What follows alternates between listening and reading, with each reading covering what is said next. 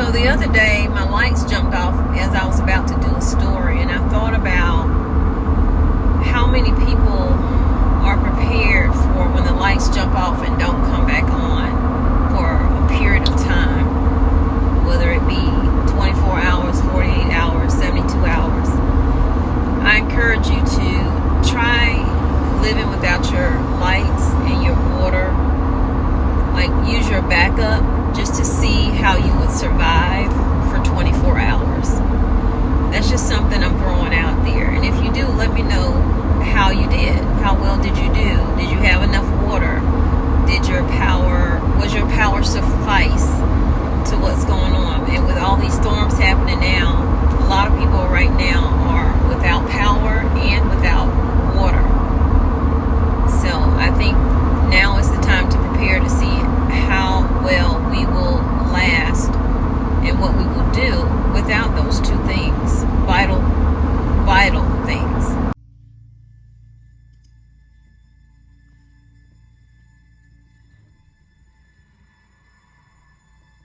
As you can see right there, tornadoes coming down, touching down, lightning, rain.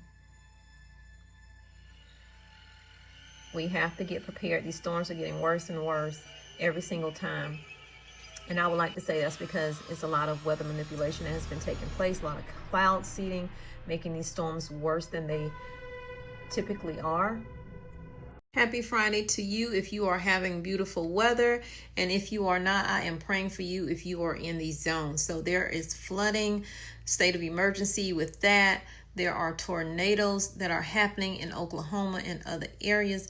Guys, this is the season of the storms. But we all know if we have Him on the inside, that there is no storm that we can't get through. But I do still encourage you to prepare, to create that go bag in case you have to evacuate your homes and get out of the area that you're in. If you're in an area that's not safe, it is not worth you staying there. It is not worth you risking your life for. So there are tornadoes barreling through Oklahoma, damaging at least 40 homes so far and shutting down roads. Storms rolled through Oklahoma last night. Communities right now are beginning to start again with the cleaning up of a lot. So this powerful tornado in Oklahoma damaged at least 40 homes, ripping roofs off of some and reducing others to rubble in a rural community as emergency crews rescued trapped residents. The confirmed tornado Thursday moved across parts of Enid, a city of about 50,000 people near the state's northern border of Garfield County.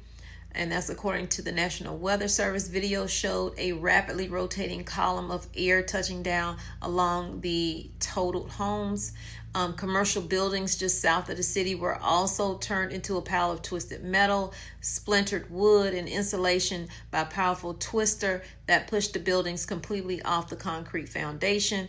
The tornado knocked down utility poles, left power lines wrapped with huge chunks of debris. Homes had parts of metal roofs torn off, and trees were left stripped of bark and limbs. There were neighboring counties that also reported some flooded roads and barn damage. The National Weather Service office in Norman, Oklahoma was sending 2 crews out Friday to do damage surveys. In Enid, local police and fire departments and the Oklahoma Highway Patrol conducted multiple home searches, rescuing some trapped residents. Some of the worst damage happened in Gray Ridge, a neighborhood on the south side of the city where homes were knocked down completely.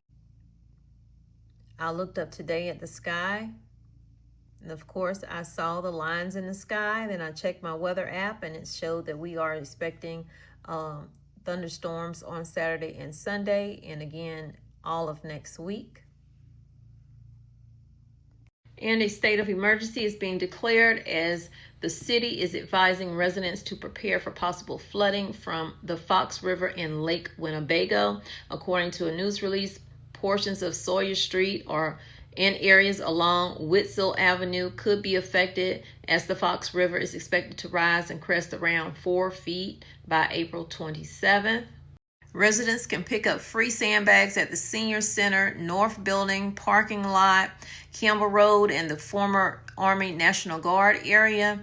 Those who cannot pick up any sandbags, you can call a number 920-236-5700, Oshkosh Police Department, and that can be delivered to you. Residents are also advised to take precautions by turning off power, moving batteries, electrical devices, and other hazardous materials from areas that could possibly flood. Some things that you guys can do if you're ever in that situation is to try to keep things up a little higher. Keep your valuables, of course, in waterproof containers or bags that are waterproof. Have all of your important documents with you at all times in case you have to evacuate that area. So you have your homeowner's insurance policy, you have all of these things. Make sure you have your ID, all of these things that you will need to even possibly get back into your neighborhood if you do leave your area. Of course, we went over creating our bug out bags and things that we can put in there, and it's different for everybody depending on the area that you're in, depending on what your needs are. But one of the main things you will need is definitely some type of survival food that you can prepare on your own, water, medication, again, your important papers, things if you have pets and if you have children, and everybody needs to have their own bag.